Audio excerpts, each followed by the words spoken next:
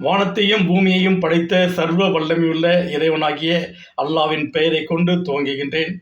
அஸ்ஸலாமு அலைக்கும் ரஹமத்துல்லாஹி வபரகாத்து. உங்கள் அனைவர் மீதும் அல்லாவின் சாந்தியும் சமாதானமும் என்றென்றும் நின்று நிலவட்டுமாக. அல்ஹம்துலில்லாஹி ரப்பில் ஆலமீன். வஸ்லாத் வஸ்லாம் அலா முகமது ஸல்லல்லாஹு அலைஹி வஸல்லம். எல்லா புகழும் ஏக இறைவனாகிய அல்லாஹ் ஒருவனுக்கே செலுத்துகிறேன். இந்த பூமியின் மீதெங்கும் உள்ள மனிதர்களுக்கு வணங்குவதற்கும் தொழுவதற்கும் அஞ்சுவதற்கும் அடிபணிவதற்கும் அல்லாவின் நாமமே அன்றி வேறு எந்த நாமமும் கொடுக்கப்படவில்லை. அல்லாஹ் ஈடு இணையற்ற ஒப்பற்ற நிகரற்ற இறைவன். அல்லாவுக்கு இணை ஒருவரும் இல்லை, அல்லாவை தவிர இறைவன் இல்லை என்று கூறி என்னுடைய உரையை துவக்குகின்றேன். நடந்து கொண்டிருக்கின்ற இந்த பாலஸ்தீன இஸ்ரேல் போரை குறித்து பொதுவான ஒரு கருத்துக்கு வருவோம். இன்ஷா அல்லாஹ் அக்டோபர் 7ஆம் தேதி வந்தால் ஒரு ஆண்டு நிறைவு பெறப் போகிறது. மோதிக்கொள்ளும் நாடுகளின் கூட்டணிகளுக்கு இடையே உள்ள தர்மம் அதர்மத்தை குறித்து நாம் சிந்திக்க கடமைப்பட்டிருக்கின்றோம். காரணம், இது ஆன்மீக போர். இந்த போர் துவக்கப்பட்ட காரணமே ஆன்மீகத்திற்காக, அரசியல் ரீதியான போர் அல்ல. ஆகவே இதில் தர்மம் வென்றாக வேண்டும். இதில் தர்மம் தான் ஜெயிக்கும். ஆகவே இந்த தர்மம் எங்கே இருக்கிறது, அதர்மம் எங்கே இருக்கிறது என்பதை நாம் சிந்தித்து பார்க்க கடமைப்பட்டிருக்கின்றோம். என்னுடைய நண்பர் ஒருவர், அவர் இந்து மதத்தை சார்ந்தவர், எனக்கு ஃபோன் செய்து ஒரு செய்தியை பகிர்ந்து கொண்டார். அதாவது சமீபத்தில் குற்றவாளிகளுக்கு நீதிமன்றம் அளித்த தீர்ப்பை குறித்து. 2 சிறுமிகளுக்கு உண்டான அந்த பாலியல் வன்கொடுமை செய்த அந்த குற்றவாளிகளுக்கு நீதிமன்றம் என்ன தீர்ப்பு அளித்தது என்பதை குறித்து பேசினார். அந்த 2 பெண் குழந்தைகள், ஒருவருக்கு 10 வயது இருக்கும், மற்றவருக்கு 8 வயது இருக்கும். அந்த 2 பெண் குழந்தைகளும் தாயுடன் வளர்ந்து வருகிறார்கள். தாய் கணவனை இழந்த நிலையில் மறுமணம் செய்து கொள்கிறார். மறுமணம் செய்யப்பட்ட அந்த கணவர், புதிதாக வந்த அந்த கணவர் அந்த 2 பெண் பிள்ளைகளை தாயோடு சேர்த்து வளர்க்க அனுமதிக்கவில்லை. ஆகவே அந்த 2 பெண் பிள்ளைகளையும் தனது தாய் வீட்டிலே, அதாவது அந்த குழந்தைகளின் தாத்தா பாட்டி வீட்டிலே வைத்து வளர்த்து கொண்டிருக்கின்றார். இந்த நிலையில் அந்த இடத்துல ஒரு மிருக குணம் கொண்ட அந்த பிள்ளைகளின் தாத்தா என்ன செய்கின்றார், அந்த 2 சிறுமிகளையும் விபச்சாரத்துக்கு உட்படுத்துகிறார். அவர் தன்னுடைய உறவினர்களை வரவழைத்து அந்த பெண்களை விபச்சாரத்துக்கு உட்படுத்தினார். பாலியல் வன்கொடுமை செய்திருக்கிறார்கள் அந்த சிறுமிகளுக்கு. விஷயம் வெளியே வரவே போலீசார் குற்றவாளிகளை தட்டி தூக்கியது, நீதிமன்றத்தில் ஆஜர்படுத்தியது. நீதிமன்றம் கொடுத்த தீர்ப்பு என்னவென்றால், குற்றவாளிகளுக்கு தலா 20 ஆண்டுகள் சிறை தண்டனையும் 32,000 அபராதமும். இதை குறித்து நண்பரிடத்தில் பேசினார். குற்றம்தான் நிரூபிக்கப்பட்டு விட்டது. குற்றவாளிகள் இவர்தான் குற்றம் செய்தார் என்பது ஆதாரத்துடன் குற்றவாளிகளும் அடையாளம் கண்டுபிடிக்கப்பட்டு நிரூபிக்கப்பட்டு விட்டாயிற்று. எதற்கு இவர்களுக்கு சிறை தண்டனை? அப்பொழுதே தூக்கில் போட வேண்டியதுதானே, மரண தண்டனையை கொடுத்து விட வேண்டியது தானே. இவர்களை 20 ஆண்டுகள் சிறையில் வைத்து அரசாங்கம் இவர்களுக்கு சோறு போட்டுக்கொண்டு இவர்களுக்கு மருத்துவ செலவுகளையும் செய்து கொண்டிருக்குமா? இன்னும் அரசியல் செல்வாக்கு உள்ளவர்களாக இருந்தால் அந்த சிறைச்சாலை அவர்களுக்கு டூரிஸ்ட் ஸ்பாட் போல அடிக்கடி ஜாமீனில் வெளியே வந்து உள்ளே செல்வார்கள், தலை நிமிர்ந்து கொண்டு நடப்பார்கள், காலரை தூக்கி கொண்டு. தண்டனைகள் மலிவாக இருப்பதால் தான் இந்த குற்றங்களை தடுக்க முடியவில்லை. குற்றங்கள் தொடர்ந்து நடந்து கொண்டிருக்கின்றது. என்னை பொறுத்தவரை இதற்கு இஸ்லாமிய நாடுகள் கொடுக்கின்ற தண்டனை தான் மிகவும் சிறந்ததாக கருதுகிறேன் என்று என் நண்பர் சொன்னார். உடனே மரண தண்டனை. ஆகவேதான் இஸ்லாமிய நாடுகளிலே இது போன்ற சம்பவங்கள் நடப்பதில்லை. தண்டனை கடுமையாக இருந்தால்தான் குற்றங்கள் குறையும். இல்லையால் இது போன்ற தண்டனை அது 20 வருடம் என்று சொல்வார்கள், ஜாமீனில் வெளியே வந்து விடுவார்கள். பார்த்து கொள்ளலாம் என்ற ஒரு திமிரிலே, மம்மதியிலே தான் இந்த குற்றங்கள் அடிக்கடி நடந்து கொண்டிருக்கின்றது. இஸ்லாமிய அரசுகள் நாடுகள் கொடுக்கின்ற அந்த தண்டனை எல்லா இடத்திலும் இருந்தால் நிச்சயமாக இந்த விபச்சார குற்றங்கள், இந்த பாலியல் வன்கொடுமைகள் நடப்பதற்கு வாய்ப்பே இல்லை என்று அந்த நண்பர் என்னிடத்திலே கூறினார். உலகத்தில் பெரும்பாலான நாடுகளை ஆட்சி செய்து கொண்டிருக்கின்ற இந்த கிறிஸ்தவ நாடுகள், அதாவது அமெரிக்கா, பிரிட்டன் மற்றும் கிறிஸ்தவ நாடுகளில் விபச்சாரம் மிகப்பெரிய குற்றமே இல்லை. வகுப்பறையிலே பள்ளி மாணவர்கள் விபச்சாரம் செய்வார்கள், அதை அவர்கள் கண்டுகொள்ள மாட்டார்கள். விபச்சாரம் அவர்களுக்கு அவசியமானது என்பதை போல இருக்கும். மார்க் 5ஆம் அதிகாரம் 28ஆம் வசனம். இயேசு அவர்களை நோக்கி, நான் உங்களுக்கு சொல்லுகிறேன், ஒரு ஸ்திரீயை இச்சையோடு பார்க்கிற எவனும் தன் இருதயத்தில் அவளோடு விபச்சாரம் செய்தாயிற்று என்றார். ஒரு ஸ்திரீயை இச்சையோடு பார்க்கின்ற எவனுமே அவளோடு விபச்சாரம் செய்தாயிற்று என்ற வசனத்தை வைத்துக்கொண்டு இந்த கிறிஸ்தவ நாடுகளிலே பெண்கள் உடுத்தும் உடைகள் மிகவும் கவர்ச்சிகரமாகும், அரை நிர்வாணமாகும். அவர் உடுத்துகின்ற அரைகுறை ஆடைகளை பார்க்கும்போது நடை தளர்ந்து போன கிழவர்களுக்கும் உணர்ச்சி ஏற்படும், இச்சை ஏற்படும். இதற்கு எந்த கட்டுப்பாடும் அந்த நாடுகள் விதிக்கவில்லை. ஒழுக்கத்திலும் பாரம்பரியத்திலும் கலாச்சாரத்திலும் மிகவும் உயர்ந்த நிலையில் இருந்த இந்தியா இன்றைக்கு சீரழிந்து போய்விட்டது. காரணம், இந்த பிரிட்டிஷ்காரனுடைய 200 ஆண்டுகால ஆட்சியினால். பாரம்பரியத்தை இழந்தது, கலாச்சாரத்தை இழந்தது, ஒழுக்கத்தையும் இழந்தது.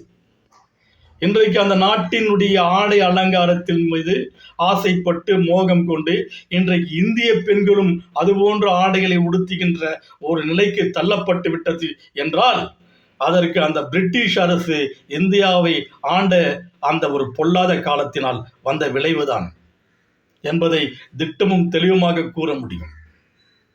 ஒரு ஸ்திரீயை இச்சையோடு பார்க்கின்ற எவனுமே அவளோடு விபச்சாரம் செய்தாயிற்று என்று ஒரு வசனத்தை வைத்துவிட்டு அந்த வசனத்தின் மீது ஒரு பயம் இல்லாதபடி போகும்படியாக ஒரு சம்பவத்தையும் வைத்து விட்டார்கள். ஒரு வசனம் இருக்கிறது என்றால் அந்த வசனத்தின் மீது மற்றவர்களுக்கு பயம் வர வேண்டும் அல்லவா? அந்த பயத்தை எடுத்து போடுகின்ற அளவுக்கு வேறொரு சம்பவம் வந்துவிடும் பைபிளில்.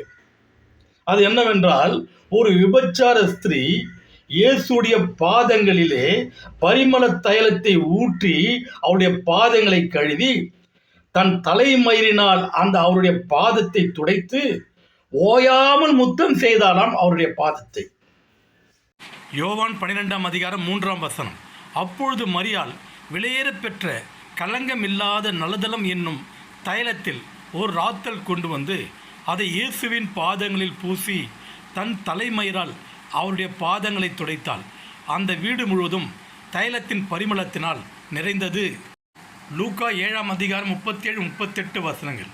அப்பொழுது அந்த ஊரில் இருந்த பாவியாக ஒரு ஸ்திரீ இயேசு பரிசேயன் வீட்டில் பந்தியிருக்கிறதை அறிந்து ஒரு பரணியில் பரிமள தைலம் கொண்டு வந்து அவருடைய பாதங்களின் அருகே பின்னாக நின்று அழுது கொண்டு அவருடைய பாதங்களை தன் கண்ணீரினால் நனைத்து தன் தலைமயிரினால் துடைத்து அவருடைய பாதங்களை முத்தம் செய்து பரிமளத்தை பூசினாள்.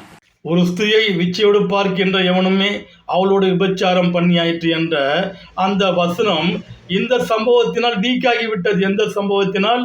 அந்த ஸ்திரீயானவள் பரிமள தைலத்தை கொண்டு வந்து இயேசுவின் பாதத்திலே ஊற்றி கழுவி தன் தலைமயிரினால் அவருடைய பாதத்தை துடைத்து அவருக்கு அந்த பாதத்திலே ஓயாமல் முத்தம் செய்தாள் என்று கொடுக்கின்ற அந்த சம்பவம் அந்த ஒரு ஸ்திரீயை இச்சையோடு பார்க்கின்ற எவனும் அவளோடு விபச்சாரம் செய்தாயிற்று என்ற அந்த கடினமான உபதேசத்தை ஃபியூஸ் போக வச்சிருச்சு.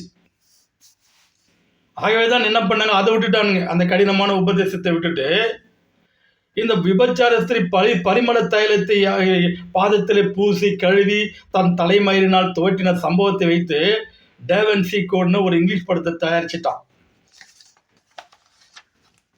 அவன் எதற்காக அது போன்ற ஒரு படத்தை தயாரித்தான் என்றால் இன்னும் ஒரு சம்பவம் இருக்கிறது.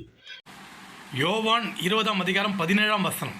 இயேசு அவளை நோக்கி, என்னை தொடாதே, நான் இன்னும் என் பிதாவினிடத்திற்கு ஏறி போகவில்லை. நீ என் சகோதரனிடத்திற்கு போய் நான் என் பிதாவினிடத்திற்கும் உங்கள் பிதாவினிடத்திற்கும் என் தேவனிடத்திற்கும் உங்கள் தேவனிடத்திற்கும் ஏறி போகிறேன் என்று அவர்களுக்கு சொல்லு என்றார். இயேசு உயிர் தெழுந்த பிறகு நடந்த சம்பவமாக இந்த சம்பவம் கூறப்படுகிறது. அதாவது இயேசு உயிர் தெழுந்த பிறகு அந்த கல்லறை தோட்டத்தில் நின்று கொண்டிருந்ததாகவும் இயேசுவின் பாதத்தை பரிமள தைலத்தினால் கழுவி தன் தலைமயிரினால் துடைத்து அதற்கு ஓயாமல் முத்தம் செய்த அந்த விபச்சார ஸ்திரீயாகிய மகதலேனா மரியாள் இயேசுவை கண்டதாகவும், இயேசுவை கண்ட சந்தோஷத்திலே மகிழ்ச்சியோடு அவரை கட்டி அணைக்க ஆவலோடு அவரை நெருங்கியதாகவும், அப்போது இயேசு என்னை தொடாதே, நான் இன்னும் பிதாவிடத்திலே ஏறி செல்லவில்லை என்று சொன்னதாகவும் இந்த சம்பவம் இருக்கிறது. இந்த சம்பவத்தை வைத்துதான் அந்த படம், அந்த டெவன்சி கோட் என்ற படம் தயாரிப்பதற்கு மிகவும் சுலபமான செய்திகளை பைபிள் கொடுத்ததாக அவர்கள் கருதுகிறார்கள். கிறிஸ்தவ நாடுகளிலே விபச்சாரம் சர்வசாதாரணமாக நடைபெற்று கொண்டிருக்கிறது என்றால் அதற்கு பைபிளும் ஒரு காரணம். பைபிளிலே இது போன்ற அசிங்கமான செய்திகள் நிறைய காணப்படுகிறது. அதை படித்துதான் விபச்சாரம் பெரிய குற்றம் இல்லை என்ற நிலைக்கு வெளிநாட்டவர்கள் வந்து இருக்கிறார்கள். அவர்கள் விபச்சாரம் செய்வது மட்டுமன்றி அவர்கள் செய்கின்ற அந்த விபச்சாரத்தை வீடியோ மூலமாக திரைப்படங்களாக வெளியிடுகிறார்கள். மறைபொருளாக இருந்த அந்த உடல் உறவுகள் இன்றைக்கு வெட்ட வெளியாக்கப்பட்டிருக்கிறது, வெட்ட வெளிச்சமாக்கப்பட்டிருக்கிறது என்றால் இதற்கு காரணம் கிறிஸ்தவ நாடுகள் என்பதை நான் திட்டமும் தெளிவுமாக கூறுகின்றேன். இதற்கு காரணம் கிறிஸ்தவ நாடுகள் தான். அவர்கள் ப்ளூ ஃபிலிம் தயாரிப்பார்கள். ப்ளூ ஃபிலிம் தயாரித்து உலக நாடுகளில் உள்ள சிறுவர்களை சீரழித்துக் கொண்டிருக்கின்றார்கள், சிறுமிகளை சீரழித்துக் கொண்டிருக்கின்றார்கள். சிறுவர் சிறுமிகளிடையே பாலியல் குற்றங்கள் நடைபெறுகிறது என்றால் அதற்கு காரணம் இந்த கிறிஸ்தவ நாடுகளின் அந்த ஒழுக்கக்கேடுகளும் அந்த கலாச்சாரத்தின் சீர்கேடுகளும் தான். பைபிளில் நடந்த ஒரு சம்பவத்தை இப்போது பார்ப்போம். ஆபிரகாமின் அண்ணன் மகன் லோத், இவர் சோதோம் கொமோரா என்ற பட்டணத்திலே வசித்துக் கொண்டிருக்கின்றார். அந்த பட்டணத்து ஜனங்கள் ஓரின சேர்க்கையாளர். அவர்கள் பெண்களை விட்டு ஆண்களிடம் செல்கிறவர்கள். பெண்கள் மீது மோகம் கொள்ள மாட்டார்கள், ஆண்கள் மீது மோகம் கொண்டு உறவு வைத்துக் கொள்வார்கள். ஓரினை சேர்க்கையாளர்கள். கர்த்தருடைய கோபம் அவர்கள் மேல் மூண்டது. கர்த்தர் அந்த பட்டணங்களை அழிக்க நினைத்தார். அங்கே நீதிமானாகிய லோத் இருக்கின்றபடினால் லோத்தையும் அவர் குடும்பத்தையும் காப்பாற்றி விட்டு அந்த பட்டணங்களை நிர்மூலமாக்க நினைத்து தன்னுடைய தூதரை அனுப்புகிறார். அவருடைய தூதர்கள் வந்து லோத்தையும் அவருடைய குடும்பத்தையும் வெளியேற்றிவிட்டு அந்த பட்டணத்தை தரைமட்டமாக்கி போட்டு விடுகிறார்கள்.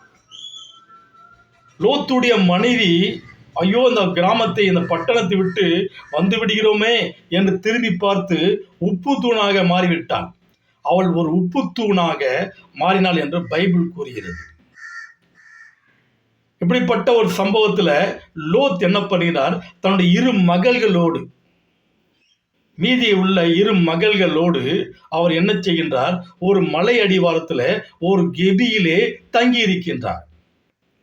அப்போ அந்த மலை அடிவாரத்தில் நடந்த சம்பவமாக பைபிள் என்ன கூறுகிறது?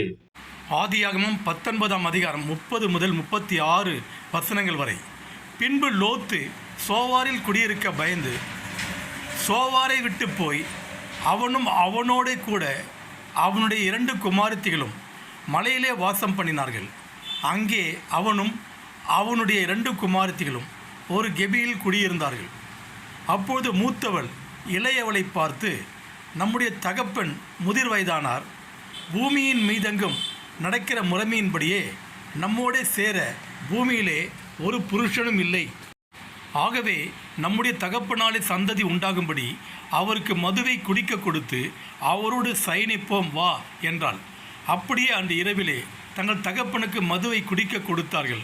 மூத்தவள் போய் தன் தகப்பனோடு சயனித்தாள். அவள் சயனித்ததையும் எழுந்திருந்ததையும் அவன் உணராதிருந்தான். மறுநாளிலே மூத்தவள் இளையவளை பார்த்து, நேற்று ராத்திரி நான் தகப்பனோடே சயனித்தேன், இன்று ராத்திரியும் மதுவை குடிக்க கொடுப்போம், நம்முடைய தகப்பனாலே சந்ததி உண்டாகும்படி நீ போய் அவரோட சயனி என்றான்.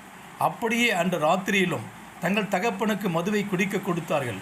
அப்பொழுது இளையவள் எழுந்து போய் அவனோடு சயனித்தான். அவள் சயனித்ததையும் எழுந்திருந்ததையும் அவன் உணராதிருந்தான். லோத்தின் மகள்கள் என்ன நினைக்கிறார்கள்? இந்த பட்டணம் அழிந்து போயிற்று, உலகத்தின் முறைமையின்படி நம்மோடு சேர்வதற்கு ஒரு புருஷரும் இல்லை. ஆகவே நம்முடைய தகப்பனுக்கு மதுவை ஊற்றி கொடுத்து அவர் போதையாய் இருக்கும் பொழுது நாம் போய் அவரோடு சயனித்து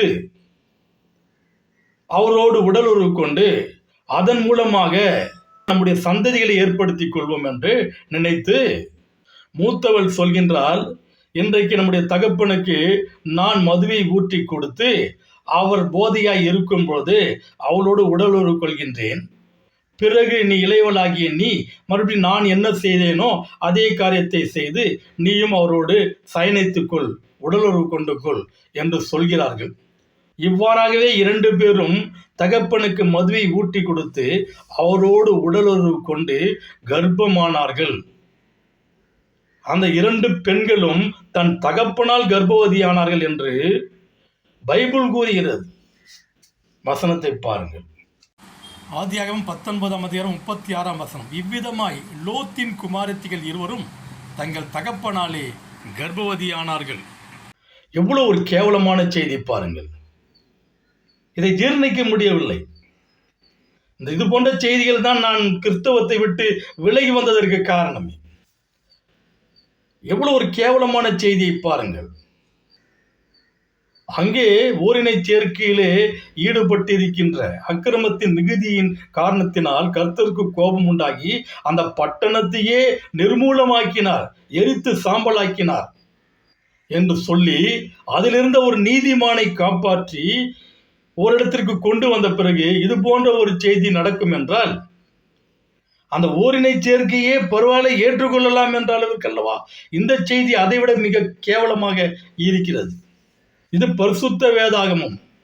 இது பரிசுத்த வேதாகமமா? இதில் என்ன பரிசுத்தம் இருக்கிறது என்று தெரியவில்லை. இந்த கிறிஸ்தவ பாதிரியில் இந்த அப்பாவி கிறிஸ்தவர்களை ஏமாற்றி பணம் சம்பாதித்துக் கொண்டிருக்கின்றார்கள். இந்த லோத் என்கிறவரை குரான் பெருமைப்படுத்தி இருக்கிறது. குரானில் அவருடைய பெயர் லூத். அவர் நபி என்று சொல்கிறது குரான், அவர் தூதர் என்று சொல்கிறது குரான். ஓரினை சேர்க்கையில் ஈடுபட்டிருந்த ஒரு சமுதாயத்து மக்களுக்கு இறைவனுடைய செய்திகளை அனுப்பி எச்சரிக்கை செய்வதற்காக அவர்கள் மனம் திரும்ப வேண்டும் என்ற சுவிசேஷத்தை அவர்களுக்கு எடுத்துரைத்து அவர்கள் அந்த காரியத்திலிருந்து விடுபட்டு இறைவனுக்கு அஞ்ச வேண்டும் என்பதற்காக இறைவனால் அனுப்பப்பட்ட ஒரு தூதர் லூத் என்று குரான் அவரை பெருமைப்படுத்தி இருக்க எவ்வளவு மிகப்பெரிய கேவலமான செய்தியை இந்த பைபிள் கொடுத்திருக்கிறது. லூத் நபியை பற்றி குரான் கூறும் செய்திகளை பாருங்கள். குரான் சூரா 26 ஆயத்து 161 169 வரை, அஞ்ச மாட்டீர்களா என்று அவர்களின் சகோதரர் லூத் அவர்களிடம் கூறியதை நினைவூட்டுவீராக. நான் உங்களுக்கு நம்பிக்கைக்குரிய அல்லாவின் தூதராவேன். எனவே அல்லாவை அஞ்சுங்கள், எனக்கு கட்டுப்படுங்கள். இதற்காக உங்களிடத்தில் எந்த கூலியையும் நான் கேட்கவில்லை. எனது கூலி அகிலத்தின் இறைவனாகிய அல்லாவிடமே உள்ளது. உலகில் உங்கள் இறைவன் உங்களுக்காக படைத்துள்ள உங்கள் மனைவியரை விட்டுவிட்டு ஆண்களிடம் செல்கிறீர்களா? இல்லை, நீங்கள் வரம்பு கடந்த கூட்டமாக இருக்கிறீர்கள் என்றும் கூறினார். லூத்தே, நீர் விலகி கொள்ளாவிட்டால் வெளியேற்றப்படுவோரில் நீரும் ஒருவர் என்று அவ்வூரார் கூறினார்கள். உங்கள் செயலை நான் வெறுப்பவன் என்று அவர் கூறினார். என் இறைவா, என்னையும் என் குடும்பத்தினரும் இவர்கள் செய்து கொண்டிருப்ப விற்றும் காப்பாற்றுவாயாக என்றும் கூறினார். அஞ்ச மாட்டீர்களா என்று லூத் அவ்வூர் மக்களிடம் கூறியதை நினைவூட்டுவீராக. நான் அல்லாஹ்வுக்கு நம்பிக்கைக்குரிய தூதராவேன். எனவே அல்லாஹ்வுக்கு அஞ்சுங்கள், எனக்கு கட்டுப்படுங்கள். இதற்காக நான் உங்களிடத்தில் எந்த கூலியும் கேட்கவில்லை. என்னுடைய கூலி என்னை படைத்த என் ரப்பிடத்தில் இருக்கிறது, என்னுடைய இறைவனிடத்தில் இருக்கிறது. உலகில் உங்களுக்கு இறைவன் பெண்களை கொடுத்திருக்க நீங்கள் ஆண்களிடம் செல்கிறீர்கள். இது மிகவும் கேவலமான செயல். நீங்கள் வரம்பு மீறிய கூட்டமாக இருக்கிறீர்கள் என்று லூத் கூறினார். லூத்தே, நீர் இக்காரியத்திலிருந்து விலகிக் கொள்ளவில்லை என்றால் இந்த ஊரை விட்டே வெளியேற்றப்படுவீர் என்று அவ்வூர் மக்கள் கூறினார்கள். நான் உங்கள் செயல்களை விரிக்கிறேன் என்று லூத் கூறினார். என் இறைவா, என்னையும் என் குடும்பத்தாரையும் இவருடைய அக்கிரம செயல்களிலிருந்து எங்களை காப்பாற்றுவாயாக என்று லூத் கூறினார். குரான் சூரா 21 ஆயத்து 74-75. லூத்துக்கு அதிகாரத்தையும் கல்வியையும் அளித்தோம். வெட்கக்கேடான காரியங்களை செய்து வந்த கிராமத்திலிருந்து அவரை காப்பாற்றினோம். அவர்கள் கெட்ட கூட்டமாகவும் குற்றம் புரிபவராகவும் இருந்தனர். அவரை நமது அருளில் நுழைத்தோம், அவர் நல்லோர்களில் ஒருவரானார். லூத்துக்கு அதிகாரத்தையும் கல்வியையும் அளித்தோம், வெட்கக்கேடான காரியங்களை செய்து கொண்டிருந்த அந்த கிராமங்களிலிருந்து அவரை காப்பாற்றினோம். அவர்கள் கெட்ட கூட்டமாக குற்றம் புரிவோராக இருந்தனர். லூத்தை நமது அருளில் நுழைத்தோம், அவர் நல்லோர்களில் ஒருவர், அவர் நமது நல்லடியார்களில் ஒருவர் என்று குர்ஆன் அகிலத்தையும் ஆகாயத்தையும் படைத்த இறைவனாகிய அல்லாஹ், தேவனாகிய கர்த்தராகிய அல்லாஹ் லூத்தை இவ்வாறாக சிறப்பித்திருக்க, இந்த பைபிள் படுகேவலமாக அவரை விமர்சித்திருப்பது, அங்கே அதர்மம் இருக்கிறது, இங்கே தர்மம் இருக்கிறது. எது தர்மம், எங்கே தர்மம் இருக்கிறது என்பதை நீங்கள் சிந்திக்க வேண்டும். பைபிளிலே ரூத் என்ற ஒரு அதிகாரம் இருக்கிறது, அது சம்பந்தமே இல்லை, அதில் எந்த தேவ செய்தியும் இருக்காது அந்த அதிகாரத்தில். ஆனால் அதை இணைத்து வைத்திருப்பார்கள். இதற்கு காரணம் என்னவென்றால், அது ஒரு தாவீதுடைய சந்ததியை சொல்லுகிறது, யூதருடைய வம்ச வரலாறை கொண்டு வருகிறது. ஆகவே யூதர்களை பெருமைப்படுத்துவதற்காக அந்த ரூத் என்ற சப்ஜெக்டை அங்கே வைத்திருக்கிறார்கள். சரி, அந்த சப்ஜெக்ட் என்னன்னு பார்ப்போம். ஒரு மாமியார் 2 மருமகள்கள், தன்னுடைய மகன்கள் இருவரும் மரணித்து விடுகிறார்கள், மருமகள்கள் மட்டும் இருக்கிறார்கள். அந்த மாமியார் அந்த மருமகளை வைத்துக்கொண்டு பராமரித்து கொண்டு சொல்கின்றார், நான் இனிமேல் நான் என்ன செய்வேன், என்னிடத்தில் பணமும் இல்லை உங்களை சீராட்டி பாராட்டுவதற்கு, நீங்கள் எங்கேயாவது போய் புருஷன்மார்களை தேடிக்கொள்ளுங்கள் என்று சொல்கிறார். அந்த மாமி நகோமி அவருடைய பெயர், ஒரு பெண் அந்த மாமியை விட்டு சென்று விடுகிறார். ரூத் என்ற அந்த மருமகள் மட்டும் அந்த நகோமியிடம் இருக்கிறார். அந்த நகோமி ரூத்திடம் ஒரு ஆலோசனை கூறுகிறார்.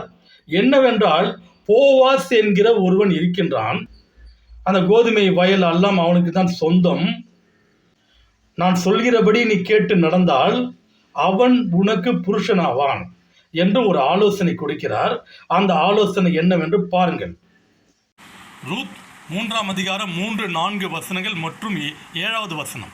நீ குளித்து எண்ணெய் பூசி உன் வஸ்திரங்களை உடுத்தி கொண்டு அந்த களத்திற்கு போ, அந்த மனுஷன் புசித்து குடித்து தீரும் மட்டும் அவன் கண்ணுக்கு எதிர்படாமல் இரு. அவன் படுத்து கொண்ட போது அவன் படுத்திருக்கும் இடத்தை நீ பார்த்திருந்து போய் அவன் கால்களின் மேல் மூடியிருக்கிற போர்வையை ஒதுக்கி நீ படுத்துக்கொள். அப்போது நீ செய்ய வேண்டியது என்னதென்று அவன் உனக்கு சொல்லுவான் என்றாள். போவாஸ் புசித்து குடித்து மகிழ்ச்சியாக இருந்து ஒரு அம்பாரத்து அடியிலே வந்து படுத்து கொண்டான்.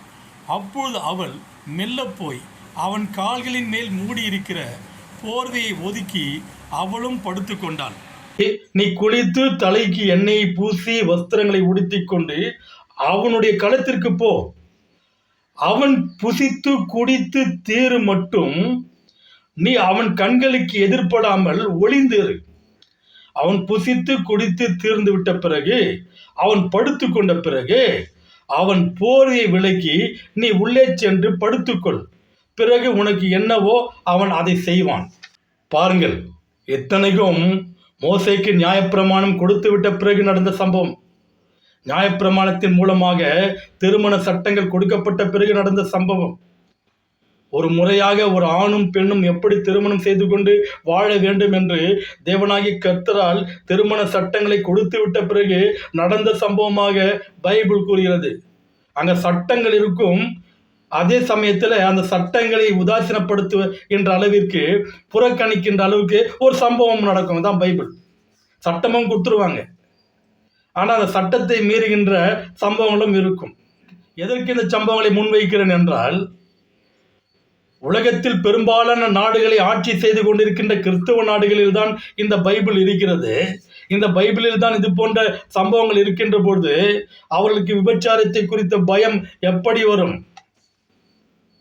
ஒழுக்க சீர்கேடுகளை குறித்த பயம் எப்படி வரும்? ஆகவேதான் தாறுமாறாக தெரிந்து கொண்டிருக்கிறது இந்த கிறிஸ்தவ நாடுகளின் ஒழுக்க கலாச்சாரங்கள்.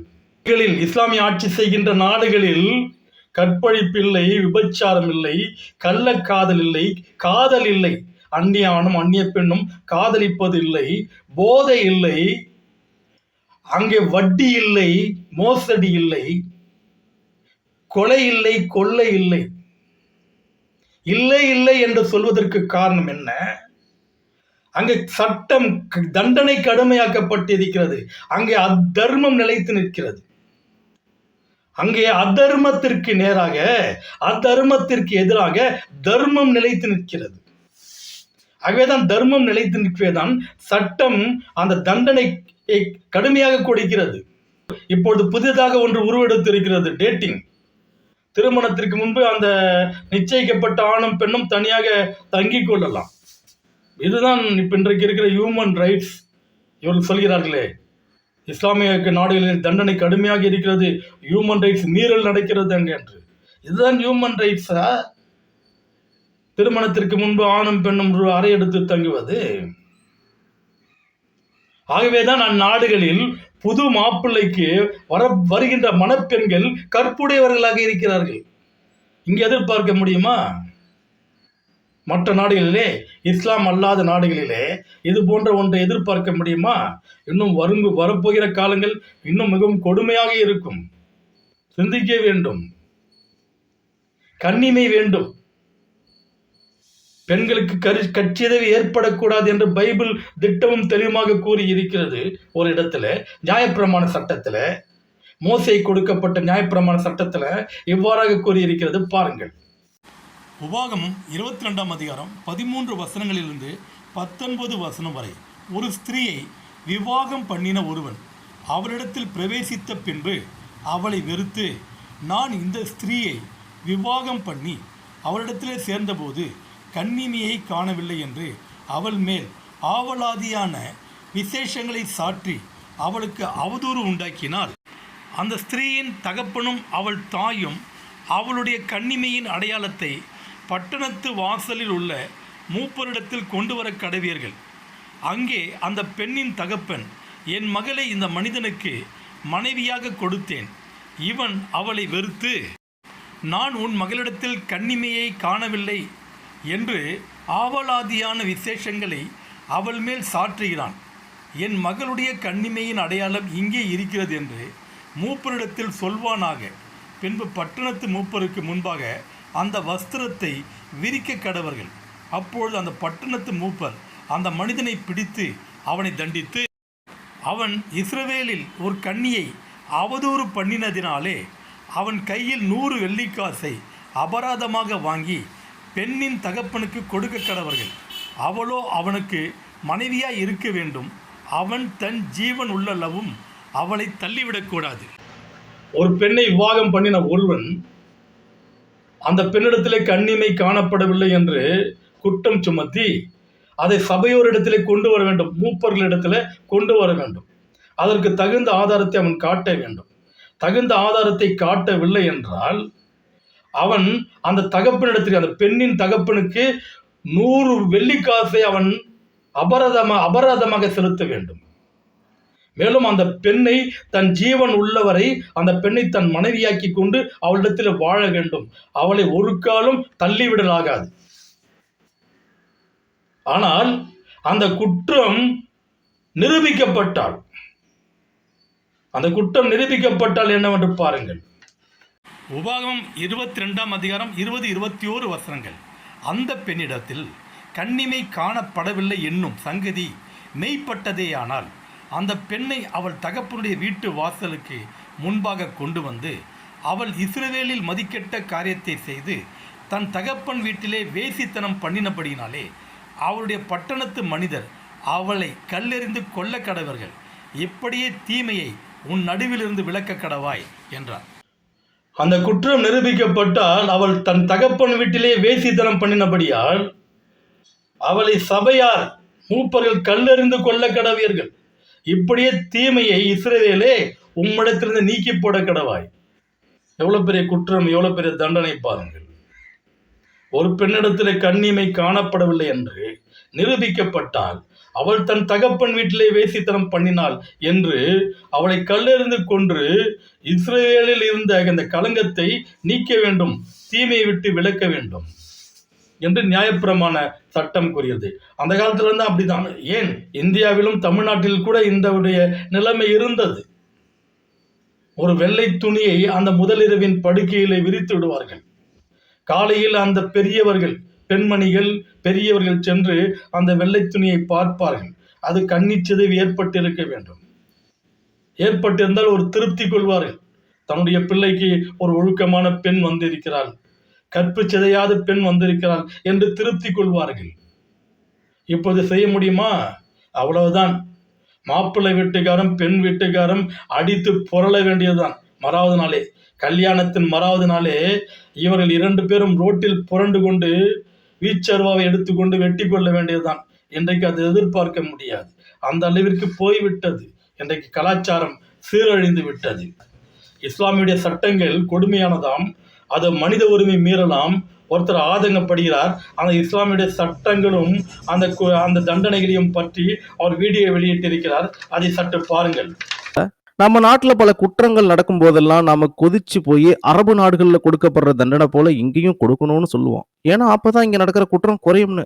ஆனா அரபு நாடுகள்ல கொடுக்கப்படுற தண்டனை நடவடிக்கைகள் பத்தி எல்லாம் இங்க சாதாரணமா பேசிட்டு போற ஆள்களுக்கு தெரிஞ்சிருக்கிறது டவுட் தான். இந்த வீடியோல நம்ம பார்க்க போறது சவுதி அரேபியாவில் கொடுக்கப்படுகிற கொடூரமான தண்டனைகளை பத்தி தான். இத பத்தி நீங்க தெரிஞ்சுக்கிட்டா இனிமேல் அரபு நாட்டு தண்டனை மாரி இங்கேயும் கொடுக்கணும்ட்டு அவ்வளவு சீக்கிரம் யாரும் சொல்லிட மாட்டீங்க. முதல்ல கசையடி. ஒரு ஆணும் பெண்ணும் நெருக்கமா பழகுவது அங்க சட்ட விரோதமா பார்க்கப்படுது. இதுக்கு கடுமையான தண்டனைகளும் உண்டு. இதை ஒரு குற்றமாக கருதி அதை ஆண் செய்தாலும் பெண் செய்தாலும் இருவரையும் பொது இடத்துல வச்சு 100 கசையடிகளை தண்டனையா கொடுக்கறாங்க. இவர்கள்ல ஒருவர் ஆல்ரெடி திருமணம் செய்தவரா இருந்தா அந்த நபரை கல்லால் அடிச்சே கொன்னுடுவாங்க. இங்க பல குற்றங்களுக்கு கசையடி தான் முக்கிய தண்டனையா இருக்குது. நாட்டோட ஜுடிஷியரிக்கு ஆதாரமாக இருக்கக்கூடிய ஷரியத் சட்டங்கள்ல இருந்து தான் இந்த தண்டனையை அவங்க வழங்கிட்டு வராங்க. கொடூரமான மனிதநேயமற்ற இது போன்ற தண்டனைகளை உலகெங்கிலும் உள்ள பல்வேறு அமைப்புகள் எதிர்த்து விமர்சிச்சுக்கிட்டு தான் வராங்க. உலகிலேயே மிகவும் கடுமையான தண்டனைகள் கொடுக்கிற நாடாக சவுதி அரேபியா இன்னைக்கு இருந்துகிட்டு இருக்கு. ஒரு பெண் அவரோட கணவனுக்கு துரோகம் செய்து வேறு கள்ள தொடர்புல இருந்தா அந்த பெண்ணை சாகும் வரை கல்லால் அடிச்சே கொண்டுட்டு இருந்தாங்க. அதே போல கணவன் துரோகம் செய்தாலும் இதே தண்டனை தான் அந்த கணவனுக்கும் கொடுத்துட்டு இருந்தாங்க. ஆனா பல எதிர்ப்புகளுக்கு பிறகு தற்போது பொது இடங்கள்ல இவர்களுக்கு 100 சவுக்கடிகளை தண்டனையா கொடுத்துட்டு வராங்க. அடுத்து மரண தண்டனை. சவுதி அரேபியாவில் மரண தண்டனைன்றது தூக்குல போடுறது இல்ல, தலையை வெட்டி துண்டாக்குறது. இது போன்ற மரண தண்டனை மிக கொடூரமான குற்றங்களுக்கு வழங்கப்படுது. கொலை, பாலியல் வன்புணர்வு, போதை மருந்து கடத்தல் போன்ற குற்ற நடவடிக்கைகளில் ஈடுபடுபவர்களுக்கு பொது இடத்துல வச்சு இந்த தண்டனையை கொடுத்துட்டு வராங்க. ஒரே வெட்டில தலையை வெட்டி துண்டாக்கிடுவாங்க. இதை பண்றதுக்கு ஒரு எக்ஸ்பர்ட்டை நியமிச்சிருக்காங்க. பொது இடத்துல வச்சு குற்றவாளிகளின் கண்களை கருப்பு துணியால கட்டி மணல்ல மண்டியிட வச்சு தலையை வெட்டி தள்ளிடுவாங்க. பப்ளிக் பிளேஸ்ல நிகழ்த்தப்படுகிற இந்த மரண தண்டனைய உலகெங்கும் உள்ள மக்கள் கொடூரத்தின் உச்சமாக கருதுறாங்க. விபச்சாரம் செய்பவரை கல்லால் அடித்துக் கொள்ளுதல். இஸ்லாமிய சட்ட பிரகாரம் மிகவும் பழமையான தண்டனை முறைகள்ல ஒன்றாக இது பார்க்கப்படுது. இந்த தண்டனை முக்கியமா சட்ட விரோத செயல்களில் ஈடுபடுபவர்களுக்கு வழங்கப்படுது. விபச்சாரம் மற்றும் பாலியல் வன்கொடுமை போன்ற இந்த இரண்டிற்குமே கல்லெறிந்து அடித்துக் கொள்ளும் தண்டனையை கொடுக்குறாங்க. முதல்ல ஒரு குழியை தோண்டி அதுல குற்றவாளிய பாதி வரை மூடி பிறகு கல்லால் அடிச்சே கொள்றாங்க. சமீப காலத்திலே இது போல சில வழக்குகளும் பதிவாகி இருக்கு. உலகெங்கும் இருக்கிற மனித உரிமை அமைப்புகள் இதை மிகவும் கொடூரமான ஒரு தண்டனையா பாக்குறாங்க. இதுக்கு எதிராக போராடிக்கிட்டும் வராங்க. இந்த தண்டனை நடவடிக்கையானது அடிப்படை மனித உரிமைகளை மீறுகிற ஒன்றாக அவங்க சுட்டி காட்டுறாங்க. அடுத்து உடல் உறுப்புகளை வெட்டுவது. இது மிகவும் கொடூரமான காட்டுமிராண்டித்தனமான தண்டனையா இருக்கு. அதாவது நம்ம உடல் மீண்டும் பழைய நிலைக்கு மாற முடியாத ஒரு தண்டனை தான் இது. ஷரியத் சட்ட பிரகாரம் தான் இதை நடைமுறைப்படுத்துறாங்க. சர்ஜரி மூலமாக வலது கையை வெட்டி எடுப்பது தான் இந்த தண்டனை. சும்மா அப்படியே கையை வெட்டிட மாட்டாங்க. ஒரு டாக்டர் அனஸ்தீசியா கொடுத்து சர்ஜரி மூலமாக கையை வெட்டி நீக்கிடுவாங்க. மத நம்பிக்கைகளை இழிவு செய்வதற்கான தண்டனை. மத நம்பிக்கையை பின்பற்றாம அதுக்கு கீழ்ப்படியாம அதை ஏற்றுக்கொள்ள மறுக்கும் செயலை சவுதி அரேபியா மிகவும் தீவிரமா எதிர்க்கிறது. ஆனா இங்க மத நம்பிக்கையே இல்லாதவர்களுக்கு மரண தண்டனை கொடுப்பதெல்லாம் ரொம்ப கொடூரமான ஒண்ணுதான். இதெல்லாம் அடிப்படை மனித உரிமைக்கே எதிரானது. அடுத்து மாந்திரீகம் பண்றதுக்கான தண்டனை. பாரம்பரிய கடவுள் நம்பிக்கைகளை கடைபிடிக்கும் நாடாக அறியப்படும் சவுதி அரேபியா மாந்திரீகத்தை தீவிரமா எதிர்க்கிறாங்க. இப்ப நம்மூர் ஜோசியர்கள் எதிர்காலத்தை கணிப்பது போல ஜோசியம், சூனியம் இப்படி நல்லது கெட்டதுன்னு சொல்வதெல்லாம் அங்க குற்றமா பார்க்கப்படுது. அடுத்து போதை மருந்து கடத்தல். போதை மருந்து கடத்தலை சவுதி அரசு மிகப்பெரிய குற்றமா பார்க்குது. போதை மருந்து கடத்தலையும் அதன் பயன்பாட்டையும் சவுதி அரேபியா கட்டுப்படுத்துவதற்கான நடவடிக்கைகளை செய்துட்டு வராங்க. அதன் பகுதியாக இந்த குற்றத்தை செய்பவர்களை ஒன்னு ஜெயில போடுவாங்க அல்லது மரண தண்டனையை கொடுப்பாங்க. அடுத்து தன்பாலின ஈர்ப்பு. இந்தியா உள்ளிட்ட பல நாடுகளும் இப்ப ஒரே பாலினத்தை சேர்ந்தவர்கள் திருமணம் செய்வதை ஆதரிக்கிறாங்க. ஆனா 1% கூட இதை ஏற்றுக்கொள்ளாத நாடுதான் சவுதி அரேபியா. இது போன்று ஓரின சேர்க்கை செய்து மாட்டிக்கிட்டா ஒண்ணு அபராதம் கட்டுற மாதிரி வரும், இல்லைன்னா ஜெயிலுக்கு போற நிலை வரும். 100 சவுக்கடி வாங்கிய கேசுகளும் இதுல இருக்குது. ஆனா இப்படிப்பட்டவர்களுக்கு அதிகபட்சமா நேரக்கூடிய கடுமையான தண்டனை என்னதுன்னா மரண தண்டனை தான். இன்றும் பெண்களை அடக்கி ஒடுக்குகிற ஒரு நாடு தான் சவுதி அரேபியா. உடுத்துற உடையிலிருந்து அவங்க விரும்புகிற விஷயம் வரைக்கும் எதிலையும் ஆண் சொல்றது தான் சட்டம்னு அதை கேட்கிற நிலைமை தான் அங்க இருந்துகிட்டு இருக்கு. அந்த நாட்டு சட்ட பிரகாரமே பெண்கள் அங்க பாகுபாடுகளை தான் அனுபவிச்சுட்டு வராங்க. ஆனா சவுதி அரேபியாவுல நடக்கிற சேஞ்சஸ்கள்ல பெண்களுக்கும் ஏதோ இடம் கொடுக்கிற ரீதியில ஏதோ சேஞ்சஸ்களை கொண்டு வந்திருக்கிறாங்க. அடுத்து அங்க கொடுக்கப்படுகிற முக்கிய தண்டனை முறை தான் இந்த சவுக்கடி அல்லது கசையடி. மது அருந்துதல், விபச்சாரம் போன்றவைகள் சவுதி அரேபியாவுல மிகப்பெரிய குற்றமா பார்க்கப்படுது. அதுக்கு கசையடி தான் முக்கிய தண்டனையா கொடுக்கறாங்க. இந்த தண்டனை பொது இடங்கள்ல வச்சுதான் நிறைவேத்துறாங்க. ஏன்னா இது குற்றவாளிக்கு அவமானமா இருக்கணும்ன்றதுக்காக. இப்படி குற்றவாளியை பப்ளிக் பிளேஸ்ல வச்சு அடிப்பதை பார்த்து பொதுமக்கள் யாரும் அந்த குற்றங்களை செய்ய அஞ்சணும், 100 முறைக்கு மேல இதை செய்யறதுக்கு சிந்திக்கணும்ன்றதுக்காக தான் இப்படி பண்றாங்க. இப்ப ஒருத்தர் ஒரு குற்றத்தை செய்ய நினைக்கும் பொழுது இந்த தண்டனைகள் பத்தி அவர் நினைச்சு பயந்து குற்றம் செய்யும் மனநிலையில இருந்து அவர் மாறுவார்னு இவங்க கருதுறாங்க. ஒருவேளை குற்றவாளி ஆனாலும் பாதிக்கப்பட்டவருடைய உறவினர்கள் அல்லது பாதிக்கப்பட்டவரே குற்றவாளியை மன்னிச்சு விட்டுட்டா குற்றவாளியை இந்த தண்டனையில இருந்து விடுவிச்சிடுறாங்க. பெரும்பாலான நாடுகள்ல குற்றவாளி ஜெயில் தண்டனை அனுபவிச்சுட்டு ரிலீஸ் ஆகி மீண்டும் ஒரு புதிய வாழ்க்கையை ஆரம்பிக்கும் வகையில வாய்ப்புகள் வழங்கப்பட்டிருக்கும். ஆனா சவுதி அரேபியாவுல அப்படி வாய்ப்புகள் கொடுக்கப்படாத நிலை தான் இருந்துகிட்டு இருக்கு. தற்போது பல நாடுகள்லயும் ஹோமோசெக்சுவாலிட்டியை அங்கீகரிச்சிருக்கிறாங்க. இருந்தாலும் இதை பத்தி கொஞ்சம் கூட யோசிக்காத ஒரு நாடு தான் சவுதி அரேபியா. ஏன்னா கொலை குற்றத்தை விட மிகப்பெரிய குற்றமாக ஹோமோசெக்சுவாலிட்டியை பாக்குறாங்க. இது போன்றவர்களை பார்த்தா அவங்க ஜெயில போட்டுருவாங்க, சவுக்கடி கொடுப்பாங்க, சிலருக்கு மரண தண்டனையே கொடுத்திருக்கிறாங்க. மற்ற நாடுகள்ல ஒருவர் குற்றவாளி நிரூபிக்கப்பட்டாலும் ஜெயில அடைச்சு பல நாட்களுக்கு பிறகுதான் தண்டனை அறிவிப்பாங்க. ஆனா சவுதி அரேபியாவுல அப்படி இல்ல. ஒருத்தர் குற்றவாளின்னு தெரிஞ்சிட்டா உடனே தண்டிக்கணும்ன்றதுதான் அங்குள்ள முறை. ஒரு கொலையாளிக்கு கொடுக்க வேண்டிய தண்டனையை தீர்மானிப்பதே கொலை செய்யப்பட்ட நபருடைய உறவினர்கள் தான்.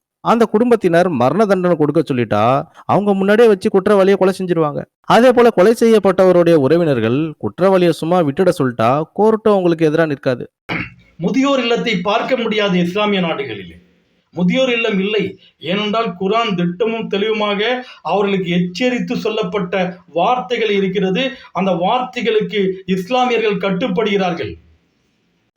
குர்ஆன் சூரா 17 ஆயத்து 23, என்னை தவிர யாரையும் வணங்காதீர்கள், பெற்றோருக்கு உபகாரம் செய்யுங்கள் என்று உமது இறைவன் கட்டளையிட்டுள்ளான். உம்முடன் இருக்கும் தாய் தந்தை ஆகிய அவ்விருவருமே இருவரில் ஒருவரோ முதுமை அடைந்து விட்டால் அவ்விருவரையும் நோக்கி சீ என கூறாதீர்கள், அவ்விருவரையும் விரட்டாதீர், மரியாதையான சொல்லையே அவ்விருவரிடமும் கூறுவீராக.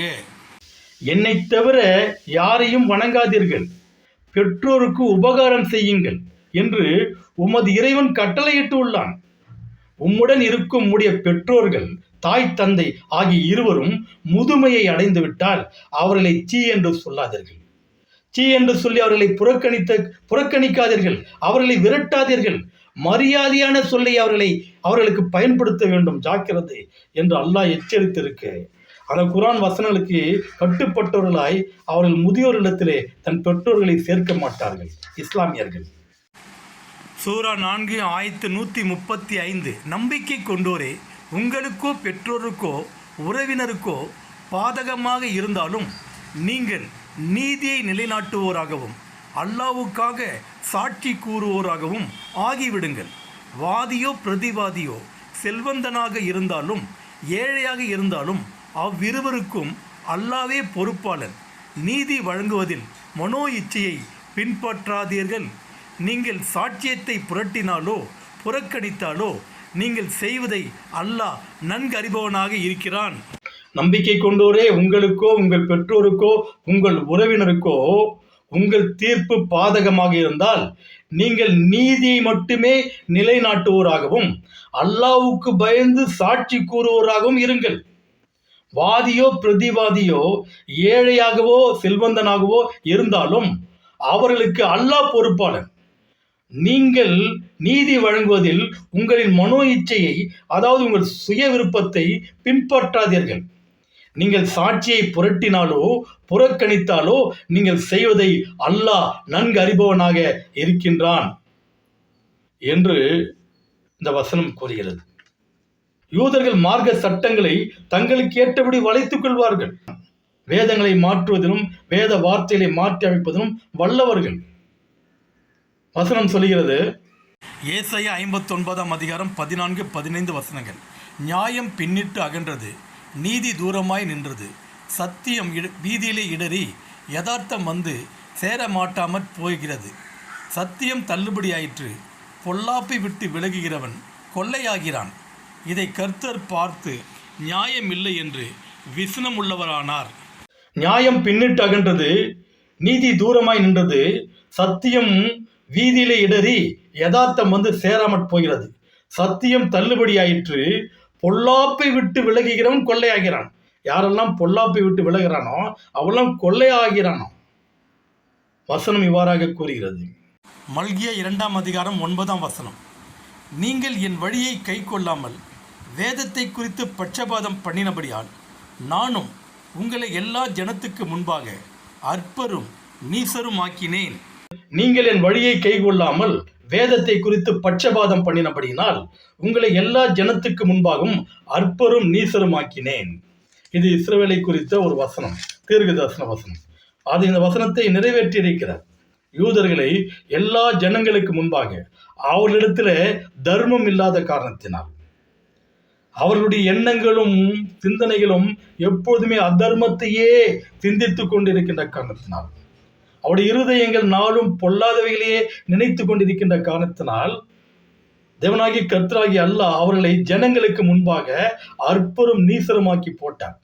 ஆகவேதான் இத்தனை ஆண்டுகள் அவர்கள் நாடோடிகளாக எல்லா நாடுகளிலும் அலைந்து திரிந்து சீரழிக்கப்பட்டார். இஸ்ரவேலை வெறுத்து போட்ட கர்த்தர் தன் ஆலோசனை நிறைவேற்றக்கூடிய ஒரு மனிதனை, தன் ஆலோசனை நிறைவேற்றுபவராகவும் தன் ஆலோசனை நிறைவேற்றக்கூடிய ஒருவரை நான் வரவழைக்கிறேன் என்று ஒரு வசனத்தில் கூறுகின்றார். ஏசாயா 46:11 உராய்ஞ்சுகிற ஒரு பட்சியை கிழக்கிலிருந்தும் என் ஆலோசனை நிறைவேற்றும் மனுஷனை தூர தேசத்திலிருந்தும் வரவழைக்கிறவராய் இருக்கிறேன். அதை சொன்னேன், அதை நிறைவேற்றுவேன், அதை திட்டம் பண்ணினேன், அதை செய்து முடிப்பேன் என்று கர்த்தர் சொல்கிறார். உராஞ்சுகிற ஒரு பட்சியை கிழக்கிலிருந்தும் என் ஆலோசனை நிறைவேற்றுகின்ற மனுஷனை தூர தேசத்திலிருந்தும் வரவழைக்கிறவராய் இருக்கிறேன். அதை சொன்னேன், அதை நிறைவேற்றுவேன், அதை திட்டம் பண்ணினேன், அதை செய்து முடிப்பேன். இஸ்ரவேலருடைய கிழக்கு என்னது? அரபிய தேசம். உராஞ்சுகிற பட்சியை கிழக்கிலிருந்தும் என் ஆலோசனை நிறைவேற்றுகின்ற மனிதனை தூர தேசத்திலிருந்தும் வரவழைக்கிறேன் பாரு அப்படின்றார். அடுத்ததாக ஏசாயா 48:12-15 வரை, யாக்கோபே, நான் அழைத்திருக்கிற இஸ்ரவேலே, எனக்கு செவி கொடு. நான் அவரே, நான் முந்தினவரும் நான் பிந்தினவருமாமே.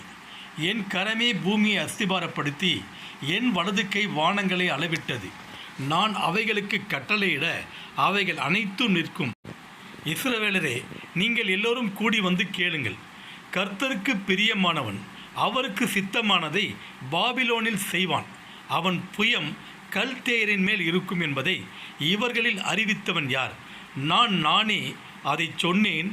நான் அவனை அழைத்தேன், நான் அவனை வரப்பண்ணினேன், அவன் வழி வாய்க்கும். யாக்கோபே, நான் அழைத்திருக்கிற இஸ்ரவேலே, நீங்கள் எல்லாரும் வந்து கூடி வந்து கேளுங்கள். நானே முந்தினரும் பிந்தினருமாக கர்த்தர் பேசுகிறேன். என் கரமே பூமியை அஸ்திவாரப்படுத்தி என் வலதுகை வானங்களை அளவிட்டது. நான் அவைகளுக்கு கட்டளையிட அவைகள் அனைத்தும் நிற்கும். இதை நீங்கள் சிந்திங்க, நான் தான் சொல்ல போகிறேன். நீங்கள் எல்லோரும் கூடி வந்து கேளுங்கள்.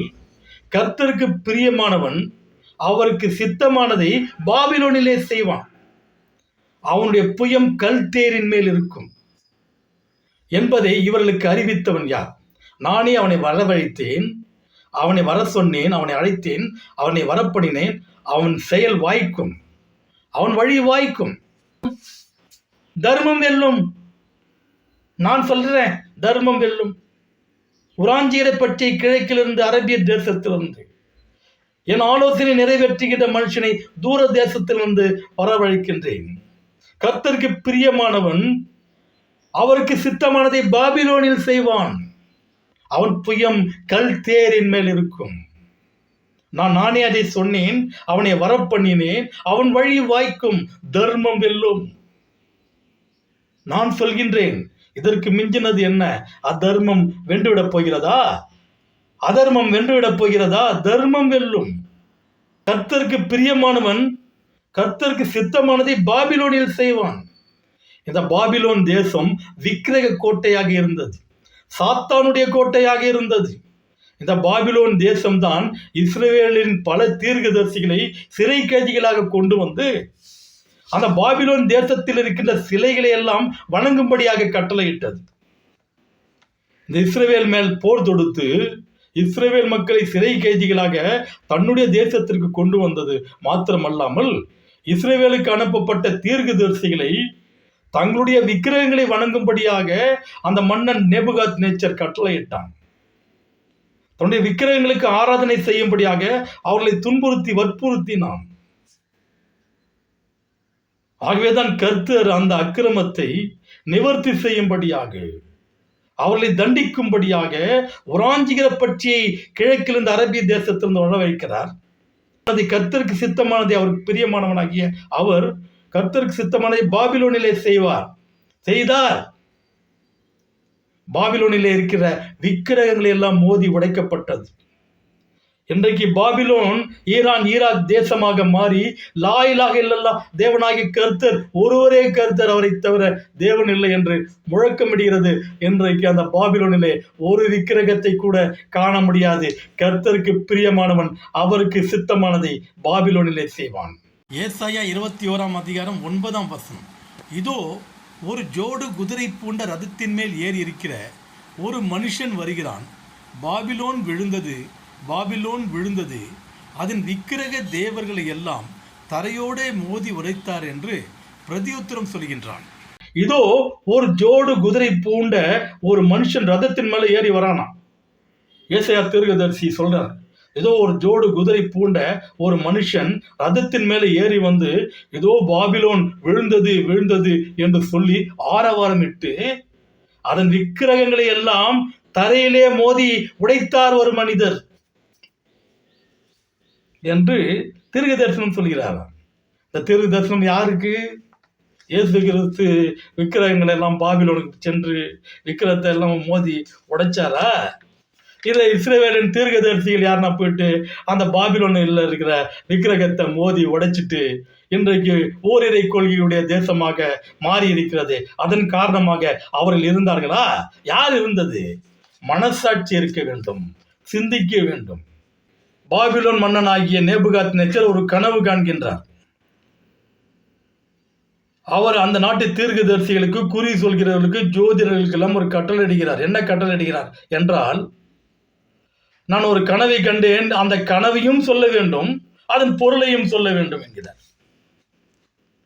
அப்பொழுது அந்த நாட்டில் இருக்கிற இந்த லோக்கல் குறி சொல்கிறவர்கள், தீர்க்கதரிசிகள், பாகாலின் தீர்க்கதரிசிகள் எல்லாம் எங்களால் ஒன்றும் முடியாது, நீர் கண்ட கனவை நாங்கள் எப்படி சொல்ல முடியும் என்று சொல்லிவிடுகிறார்கள். ஆனால் தேவனாகிய கர்த்தராகிய அல்லாவின் தீர்க்கதரிசியாகிய தானியேல், நான் உம்முடைய கனவையும் சொல்கின்றேன், உம்முடைய கனவிற்குண்டான விளக்கத்தையும் சொல்கின்றேன் என்று அவரிடம் செல்கின்றான். தானியேல் 2:31 முதல் 35 வரை.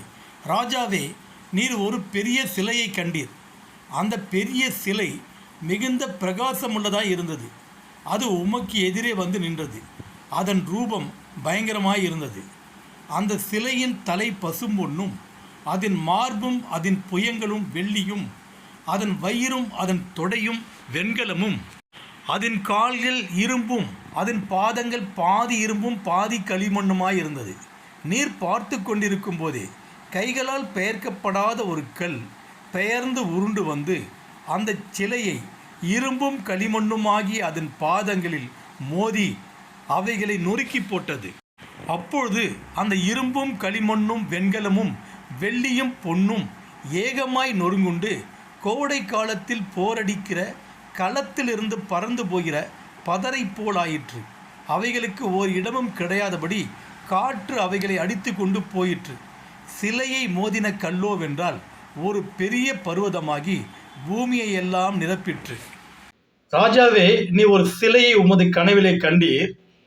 அதன் தலை பொன்னால் இருந்தது, அதன் புயமும் மார்பும் வெள்ளியினால் இருந்தது, அதன் வயிறு வெண்கலத்தினால் இருந்தது, அதன் துடையும் கால்களும் பாதி இரும்பும் பாதி களிமண்ணுமாய் இருந்தது.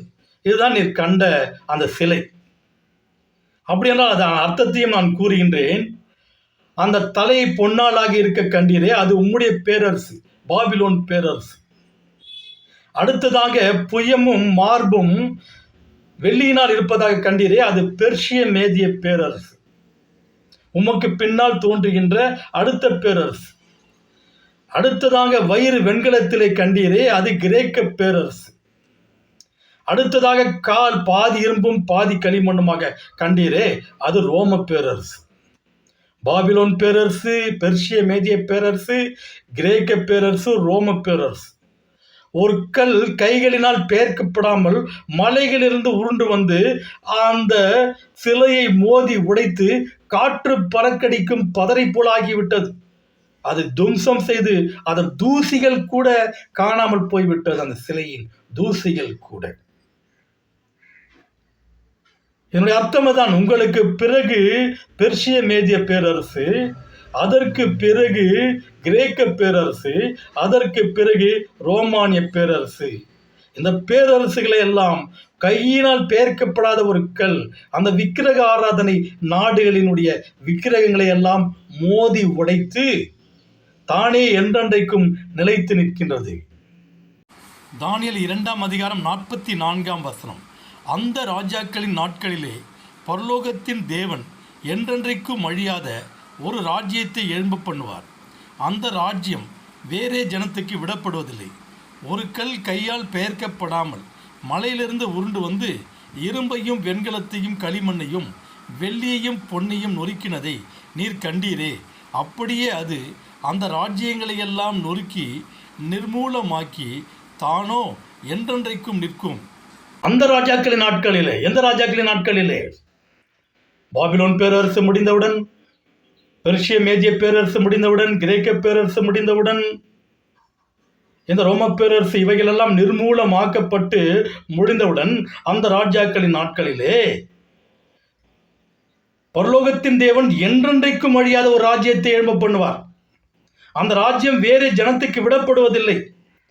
ஒரு கல் கையால் பெயர்க்கப்படாமல் மலையிலிருந்து பெயர்ந்து உருண்டு வந்து இரும்பையும் வெண்கலத்தையும் களிமண்ணையும் வெள்ளியையும் பொன்னையும் நொறுக்கினதை நீர் கண்டீரே, அப்படியே அது அந்த ராஜ்யங்களை எல்லாம் நொறுக்கி நிர்மூலமாக்கி தானோ என்றென்றைக்கும் நிலை நிற்கும். எப்படிப்பட்ட வசனங்கள்! மனசாட்சியோடு சிந்திக்கணும். சரித்திரபூர்வமான ஒரு உண்மை.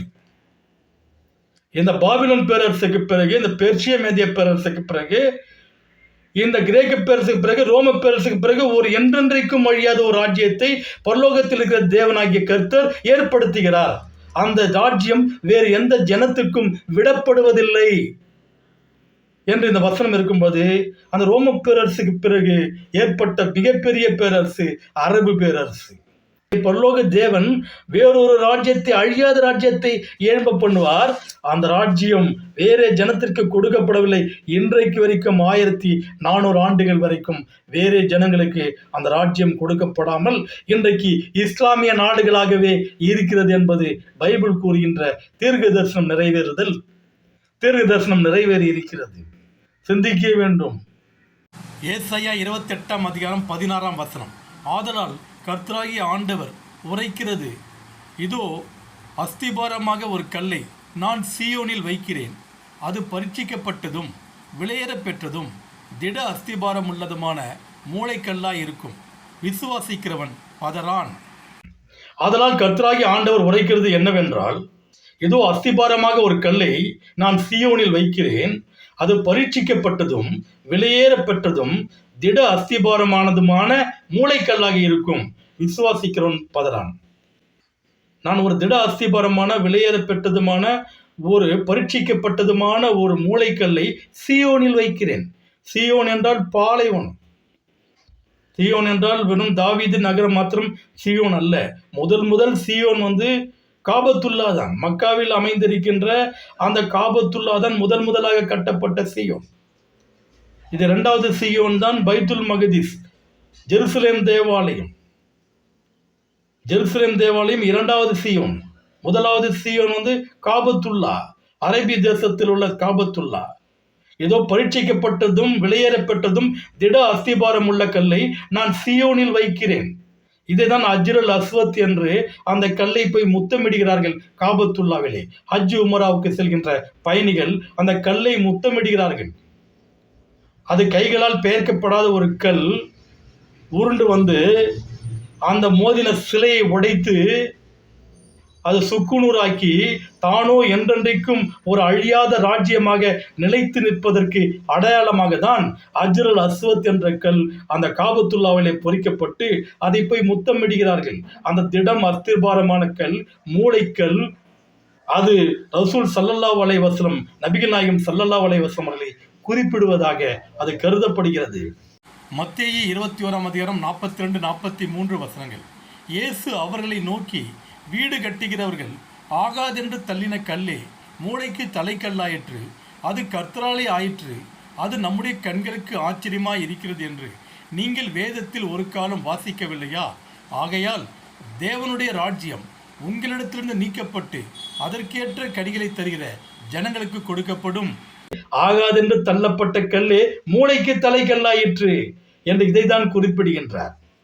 எந்த கல் ஆகாதென்று தள்ளினீர்களோ, எந்த சமுதாயம் அடிமையின் சமுதாயம், வேலைக்காரிக்கு பிறந்த சமுதாயம் என்று இஸ்மவேல் சமுதாயத்தை ஆகாதென்று தள்ளினீர்களோ, அந்த சமுதாயத்தில்தான் ஒரு தூதர் எழும்புகிறார். அவர் மூளைக்கு தலைக்கல்லாக இருக்கிறார்.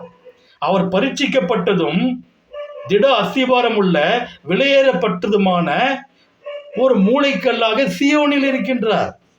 மத்தேயு 21:44 வசனம்.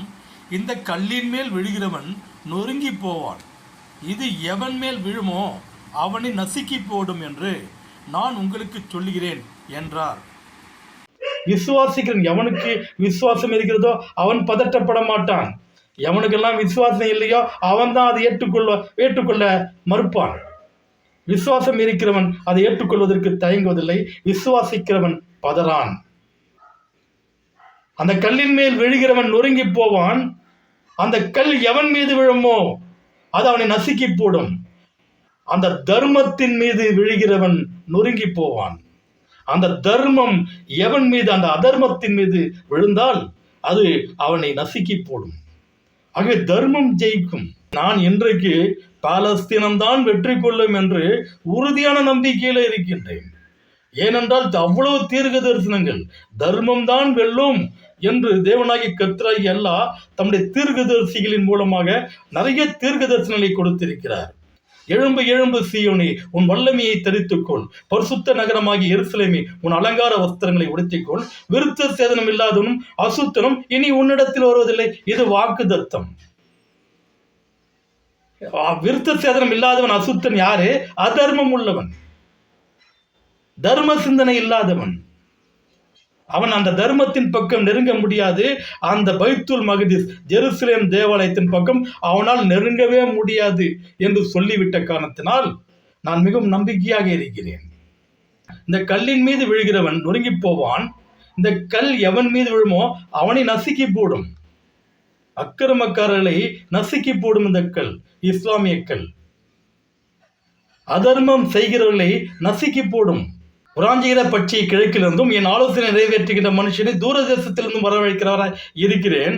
அவனை வரவழைத்தேன், அவனை திட்டம் பண்ணினேன், அவன் வழி வாய்க்கும். தீர்க்க தரிசனம் நிறைவேறுகிறது, அவன் வழிதான் வாய்க்கும்.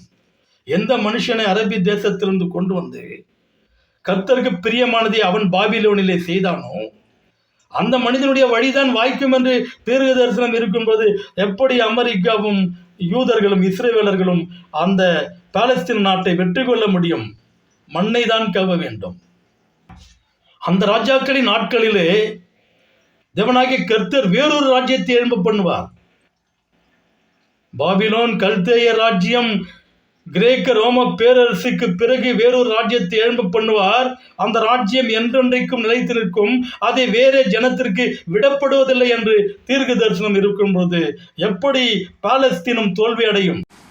ஏசாயா 60:7 வசனம். கேதாரின் ஆடுகள் எல்லாம் உன்னிடத்தில் சேர்க்கப்படும், நெபயோத்தின் கடாக்கள் உன்னை சேவித்து அங்கீகரிக்கப்பட்டதாய் என் பலிப்பிடத்தின் மேல் ஏறும், என் மகிமையின் ஆலயத்தை மகிமைப்படுத்துவேன் என்று கர்த்தர் கூறுகிறார். கேதாரின் ஆடுகளை கொண்டும் நெபயோத்தின் கடாக்களை கொண்டும் என் ஆலயத்தை நான் மகிமைப்படுத்தப் போகிறேன் என்று வசனம் இருக்க, இந்த கேதாரும் நெபயோத்தும் இஸ்மவேலின் 2 பிள்ளைகள், அந்த 2 பிள்ளைகளின் சமுதாயத்தை கொண்டுதான் என்னுடைய ஆலயத்தை நான் மகிமைப்படுத்தப் போகிறேன். என்னுடைய அந்த ஜெருசலேம் தேவாலயத்திலே அந்த கேதாரின் ஆடுகளும் நெபயோத்தின் கடாக்களும் தான் அந்த ஆலயத்தை மகிமைப்படுத்தும் என்று தீர்க்கதரிசனம் வசனம் இருக்க, எப்படி இந்த கிறிஸ்தவனும், இந்த விருத்த சேதனம் இல்லாத இந்த கிறிஸ்தவனும், இந்த அசுத்தனுமாகிய யூதனும் அதன் மீது வெற்றி கொள்ள முடியும்? தர்மம் வெல்லும். சத்தியத்தை அறிவீர்கள், சத்தியம் உங்களை விடுதலையாக்கும்.